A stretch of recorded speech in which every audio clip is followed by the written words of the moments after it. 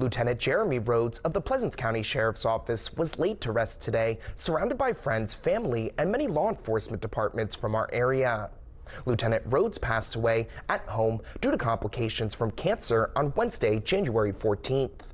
The funeral home was packed and the walls were lined with servicemen and women.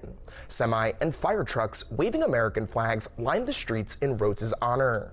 The funeral procession began and ended with several police vehicles paying their last respects to the lieutenant.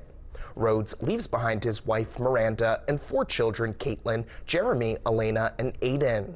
State and local officers from several counties were present to say their final goodbyes.